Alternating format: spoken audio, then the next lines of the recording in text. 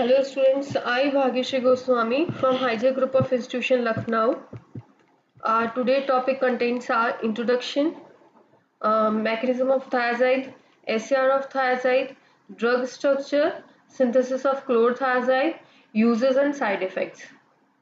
फिर नेक्स्ट हम पढ़ेंगे loop diuretics, mechanism of action of loop diuretics, SCR of loop diuretics, drug structure, synthesis of furosemide और uses and side effects. हमने इससे पहले हमने क्या पढ़ लिया है कि कार्बोनिक एनहाइड्राइड इनहिबिटर पढ़ लिया। कार्बोनिक एनहाइड्राइड इनहिबिटर में हमने पढ़ा था कि सबसे मेन जो ड्रग थी एसिटाजोलामाइड के बारे में हमने सब कुछ डिटेल स्टडी करी थी। आज हम पढ़ेंगे उसी का मतलब डायूरेटिक की जो दूसरी क्लास है थायाजाइड, और उसके बाद लूप डायूरेटिक्स पढ़ेंगे। तो सबसे फर्स्ट हम पहले बात करेंगे थायाजाइड की। Thiazide diuretic secreted into the tubular lumen by the organic acid transport mechanism in the proximal tubule। जो थायाजाइड जो होते हैं वो प्रॉक्सिमल ट्यूब्यूल जो होते हैं, प्रॉक्सिमल ट्यूब्यूल पे वहीं पे जाके सीक्रेट होंगे, और वो भी ऑर्गेनिक जो एसिड ट्रांसपोर्ट इम्पोर्टर्स होते हैं वहां पे जाके क्या करते हैं, ये मतलब उनके थ्रू क्या होते हैं, ये सीक्रेट आउट होते हैं। और ये कहाँ सीक्रेट आउट होंगे, ल्यूमेन में होंगे। जो ट्यूबुलर ल्यूमेन होता है वहां पे जाके क्या होते हैं, सीक्रेट आउट होते हैं इजी। जो थायाजाइड जो डायूरेटिक्स होते हैं वो मतलब ट्यूबुलर ल्यूमेन में सीक्रेट होंगे, और वो भी ऑर्गेनिक एसिड ट्रांसपोर्ट मैकेनिज्म के थ्रू, और वो भी प्रॉक्सिमल ट्यूब्यूल्स में। Act on the distal tubule to inhibit sodium and chloride transport and result in the modest diuresis। ये क्या करते हैं, ये जो डिस्टिल ट्यूब्यूल होती है वहां पे काम करते हैं, और ये क्या करते हैं, सोडियम और क्लोराइड को क्या कर देते हैं, इनहिबिट कर देते हैं। और ये ज्यादा मतलब एक मॉडेस्ट डायूरेसिस एक्शन शो करते हैं। Increase renal excretion of potassium and magnesium. ये क्या करते हैं, पोटेशियम और मैग्नीशियम क्या कर देते हैं, रीनल एक्सक्रीशन को क्या करते हैं, इंक्रीज कर देते हैं। फिर उसके बाद है reduce calcium and urate excretion. ये क्या करेंगे, कैल्शियम और यूरेट का जो एक्सक्रीशन होगा उसको कम कर देंगे। Not effective eight glomerular filtration rate.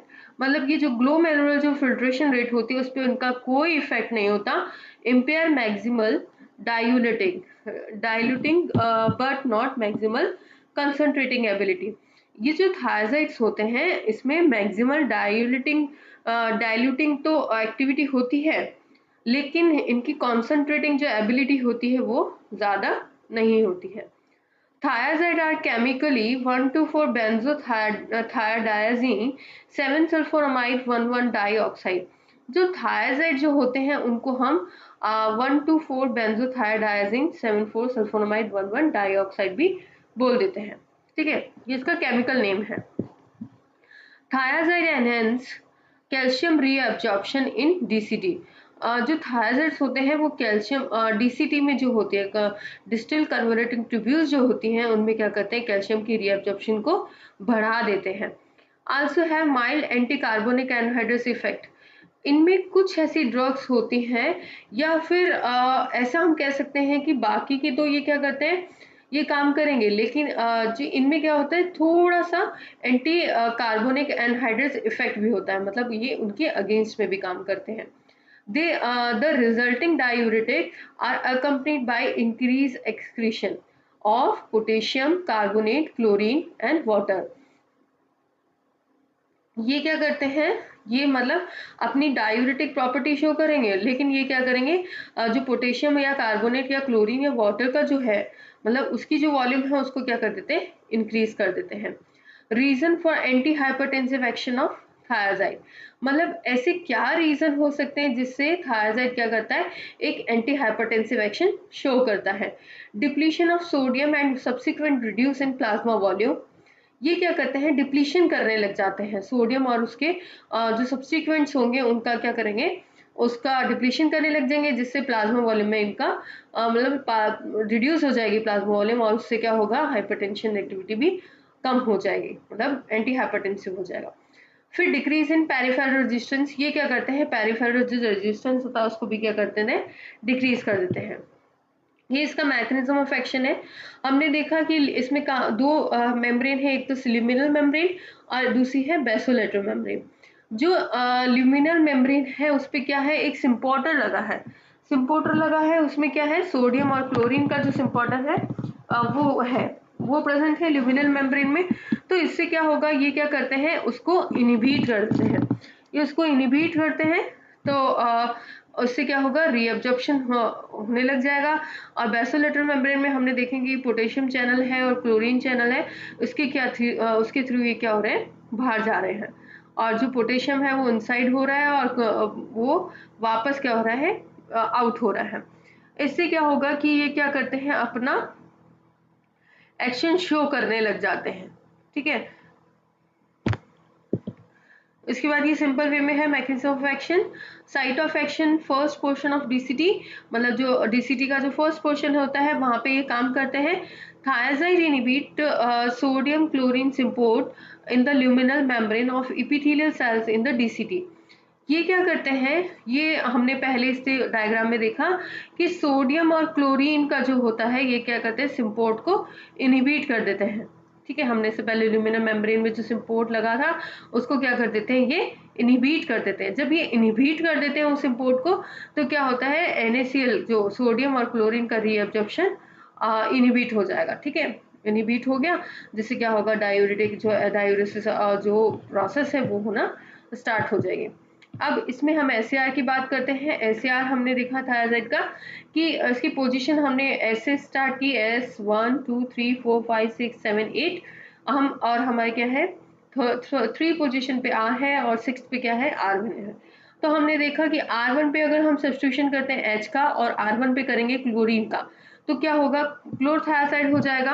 और अगर हम R पे HH का सब्स्टिट्यूशन और R1 पे क्लोरीन का सब्स्टिट्यूशन करेंगे तो क्या हो जाएगा, हाइड्रोक्लोरथायाजाइड हो जाएगा। ठीक है, और उसके बाद अगर हम R पोजीशन पे H का और R1 पे CF3 का अगर हम क्या करते हैं, सब्स्टिट्यूशन करते हैं, तो क्या हो जाएगा, हाइड्रोफ्लूमेथायाजाइड हो जाएगा। उसके बाद है, हम इसके SR कंटिन्यू करते हैं। Position 2 can tolerate the presence of relatively small alkyl group such as CH3। अगर पोजीशन 2 की अगर हम बात करें, अगर हम वहां पे कोई छोटा कोई एल्काइल ग्रुप लगाएंगे, जैसे CH3 हमने लगाया, तो वहां पे क्या होगा, वो वहां पे टॉलरेबल है, कि वहां पे ठीक है। फिर उसके बाद है substitution at position 3 play dominant role in the determining of the potency and duration of action of thiazide diuretics. अगर हम कोई मतलब पोजीशन 3 की बात करें, अगर हम वहां पे सब्स्टिट्यूशन कर रहे हैं, तो वो ही डोमिनेंट होगा, मतलब वहां वो पोजीशन से ही हमें पता चलेगा कि कितनी पोटेंसी है और कितना ड्यूरेशन ऑफ एक्शन है किसी थायाजाइड डायूरेटिक का। फिर उसके बाद loss of C double bond N between N3 and N4। अगर डबल बॉन्ड का लॉस हो जाता है, N3 और N4 की जो पोजीशन है उसमें अगर लॉस हो जाता है, तो क्या होगा, increase the diuretic potency 3 to 10 fold. क्या होगा, अगर लॉस हुआ तो क्या हो जाएगा, इंक्रीज हो जाएगी डायूरेटिक पोटेंसी, वो भी 3 से 10 फोल्ड ज्यादा इंक्रीज हो जाएगी। फिर उसके बाद है diuretic substitution of 4th 5th and 8th position with an alkyl group. अगर हम डायरेक्ट सब्स्टिट्यूशन करते हैं 4th 5th और 8th पोजीशन पे, और वो भी किसके साथ, एल्काइल ग्रुप के साथ में, तो क्या होगा, result in diminished diuretic potency. तो वहां पे क्या हो जाएगी, डायूरेटिक प्रॉपर्टी डिक्रीज हो जाएगी। फिर उसके बाद substitution of position 6 with activating group. अगर हम क्या कर रहे हैं, कोई भी 6th पोजीशन पे हम क्या कर रहे हैं, एक्टिवेटिंग ग्रुप लगा रहे हैं, कोई भी हमने एक्टिवेटिंग ग्रुप लगाया, तो क्या होगा, essential for activity best substitution chlorine bromine CF3 and nitro groups. इसमें क्या होगा, ये बहुत ही ज्यादा एसेंशियल हो जाएगा। ठीक है, मतलब बहुत, मतलब अगर हम क्लोरीन ब्रोमीन और CF3 का क्या कर रहे हैं, अगर हम नाइट्रो उसका मतलब एक्टिविटी, मतलब अगर हमें ज्यादा लेनी है या फिर हमें जरूरत है, तो क्या होगा, इस ये क्लोरीन ब्रोमीन और CF3 या नाइट्रो ग्रुप आपको क्या लगा देना है, वहां पे सब्स्टिट्यूट कर देना है। The sulfamoyl group in the position 7th is prerequisite of a diuretic activity।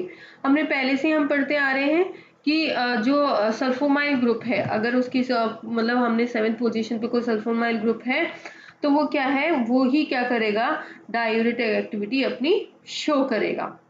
ठीक है, ये हो गए SCR आगे भी है। फिर नेक्स्ट ये ड्रग स्ट्रक्चर है। ड्रग स्ट्रक्चर में आप देख रहे हैं क्लोरथायाजाइड, हाइड्रोक्लोरथायाजाइड और हाइड्रोफ्लूमेथायाजाइड और साइक्लोथायाजाइड। ठीक है, ये सारी ड्रग्स क्या है, ये हाइड्रोक्लोरथायाजाइड, ये थायाजाइड की ड्रग्स हैं। ठीक है, ये थायाजाइड जो है बड़े इजी है, ज़्यादा इतना मतलब ज़्यादा कॉम्प्लिकेटेड नहीं है इसमें कि इतना ज़्यादा कुछ हो पाएगा। फिर उसके बाद हम बात करते हैं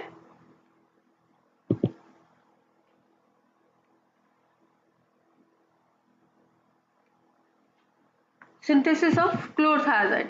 सिंथेसिस ऑफ क्लोरथायाजाइड में हम देखते हैं कि जो हम स्टार्टिंग मटेरियल जो हम लेंगे वो क्या लेंगे, 3 क्लोरो एनिलीन लेंगे। ठीक है, 3 क्लोरो एनिलीन की रिएक्शन हमने किससे कराई, क्लोरो सल्फोनिक एसिड के साथ में कराई, तो हमें कंपाउंड मिल गया 4 अमाइनो 6 क्लोरोबेंजीन 1,3 डाइसल्फोनाइल क्लोराइड। ठीक है, ये हमें मिल गया। फिर उसके बाद हमने फर्दर इसकी रिएक्शन कराई अमोनियम हाइड्रोक्साइड के साथ में, तो हमें क्या मिला, 4 अमाइनो 6 क्लोरोबेंजीन 1,3 डाइसल्फोनामाइड मिला। फिर हमने इसकी फॉर्मिक एसिड से रिएक्शन कराई तो हमें क्या मिल गया, क्लोरथायाजाइड मिल गया। ठीक है, तो हम फिर से देख लेते हैं कि हमने फर्स्ट इसकी रिएक्शन कराई है 3 क्लोरो एनिलीन के साथ में। तो यहाँ पे जो वेकेंट जो पोजीशन थी, मतलब जो पोजीशन थी उस पे क्या हो गए, SO2Cl ग्रुप अटैच हो गया। फिर हमने इसकी रिएक्शन मतलब NH4OH से कराई तो क्या वहाँ क्या Cl की जगह NH2 ग्रुप आ गए। NH2 ग्रुप आए, फिर हमने फॉर्मिक एसिड के साथ में कराई, फॉर्मिक एसिड के साथ में रिएक्शन कराई तो हमें क्या मिल गया, क्लोरथायाजाइड मिल गया। उसके बाद यूजेस एंड साइड इफेक्ट है थायाजाइड के। Extremely useful in the treatment of oedema associated with mild to moderate congestive heart failure. Other uses include hypertension, diabetes insipidus. ठीक है, तो ये क्या है कि मतलब ये ज्यादातर यूजफुल है इडिमा के अंदर। ठीक है, इडिमा के अंदर है, मतलब ये इडिमा में इसको क्या किया जाता है, यूज किया जाता है। और ज़्यादा इसमें मतलब कम से मतलब ठीक ठाक एक्शन शो होता है कॉन्जेस्टिव हार्ट फेलियर जो पेशेंट होते हैं उनमें। और इनके अदर यूजेस हम देख सकते हैं, हाइपरटेंशन पे भी इनको यूज़ किया जाता है, डायबिटीज इंसिपिडस में भी यूज़ किया जाता है। एडवर्स इफेक्ट इसके हो सकते हैं, हाइपर सेंसिटिव रिएक्शन हो सकती है, हाइपोकैलेमिया हो सकता है, slight reduction in the cardiac output. ये सारे इसके यूजेस और साइड इफेक्ट्स हैं थायराइड्स के। अब हम बात करेंगे लूप डायूरेटिक्स। तो लूप डायूरेटिक्स में क्या है, ये साइड 2 डायूरेटिक्स है। लूप डायूरेटिक्स और हाई सीलिंग डायूरेटिक्स, इनको हम लूप डायूरेटिक भी बोलते हैं, हाई सीलिंग डायूरेटिक भी बोलते हैं। ये क्या काम करते हैं, ये साइड 2 मतलब जो साइड 2 होती है वहां पे जाके काम करते हैं। Diuretic that produce peak diuresis then other diuretic and act distinctly on renal tubule function at loop of Henle are called loop diuretic और high ceiling diuretics। जो ऐसे डायूरेटिक जो क्या करते हैं, पीक डायूरेसिस मतलब बहुत ज्यादा डायूरेसिस कॉज करते हैं और जो काम करते हैं किस पे, लूप ऑफ हेनले पे काम करेंगे, तो उनको हम क्या बोलते हैं, लूप डायूरेटिक और हाई सीलिंग डायूरेटिक्स बोलते हैं। इसमें इनको लूप डायूरेटिक को 2 क्लासेस में, केमिकली 2 क्लासेस में डिवाइड किया गया है। फर्स्ट है सल्फोनामाइड डेरिवेटिव, दूसरा है नॉन सल्फोनामाइड डेरिवेटिव। जो सल्फोनामाइड डेरिवेटिव है उसमें फ्यूरोसमाइड और ब्यूमेटानाइड है। ठीक है, फिर नॉन सल्फोनामाइड डेरिवेटिव में है इथाक्राइनिक एसिड। ये 3 ड्रग्स जो है मेन क्या है, लूप डायूरेटिक्स में है। इसके बाद mechanism of action, loop diuretics inhibit the body's ability to reabsorb sodium at ascending loop in the kidney, which leads to a retention of water in the urine। जो loop diuretics होते हैं वो क्या करते हैं, इनहिबिट कर देते हैं। ठीक है, सोडियम के जो रीअब्जॉर्ब होता है उसको इनहिबिट कर देते हैं और जिससे क्या होता है, वाटर का रिटेंशन होने लगता है यूरिन के अंदर। ये सब किडनी पे ही काम करते हैं। No transport system in descending loop of Henle, वहाँ पे लूप ऑफ हेनले में कोई भी डिसेंडिंग ट्रांसपोर्ट नहीं होता है, ट्रांसपोर्ट सिस्टम नहीं होता है। Inhibitors of sodium potassium and chlorine transporter in thick ascending loop of Henley. ये क्या करते हैं, ये इनिबिट कर देते हैं सोडियम पोटेशियम और क्लोरीन के ट्रांसपोर्ट को और ये क्या करेंगे, असेंडिंग ग्रुप ऑफ हेनले पे क्या करते हैं, अपना काम करते हैं। और ये क्या करते हैं, कंपीट्स विद क्लोरीन बाइंडिंग साइट। जो क्लोरीन बाइंडिंग जो साइट होती है वहां पे एक कंपटीशन जैसा शो करते हैं, और वहीं पे ये क्या करेंगे, अपना काम करेंगे। उसके बाद हम पढ़ेंगे एसएआर ऑफ लूप डायरेटिक। अब एसएआर जो है वो हमने लूप डायरेटिक्स को दो क्लासेस में डिवाइड किया गया है, सल्फोनामाइड डेरिवेटिव और दूसरा नॉन सल्फोनामाइड डेरिवेटिव। तो सबसे फर्स्ट हम पढ़ेंगे, वो पढ़ेंगे sulphonamide derivative. These agents are 5-sulfonyl benzoic acid derivative. Example are furosemide and bumetanide. ये जो एजेंट्स होंगे, जो सल्फोनामाइड डेरिवेटिव्स जो होते हैं वो क्या होते हैं, 5-सल्फोनामाइड बेंजोइक एसिड डेरिवेटिव होते हैं, ठीक है। और इसके एग्जांपल्स हैं फ्यूरोसेमाइड और ब्यूमेटानाइड। There are two series of 5-sulfonyl benzoic acid derivative that are differ in the nature of functional group that can be substituted second and third position, ठीक है। अगर हम क्या करते हैं, दो इनकी सीरीज हो जाएंगी, तो अगर हम किसी के पोजीशन पे सेकंड पोजीशन पे करें या थर्ड पोजीशन पर करेंगे तो क्या होगा, अलग अलग क्या हो जाएंगे, मतलब ड्रग्स हमें मिल जाएंगे। तो जैसे हम फर्स्ट की बात करते हैं, अगर हम सब्स्टिट्यूशन सेकंड पोजीशन पे करते हैं तो 5-सल्फोमाइल 2 अमाइनो बेंजोइक एसिड, अगर ये है तो उसको हम क्या बोलेंगे, फ्यूरोसेमाइड बोलेंगे।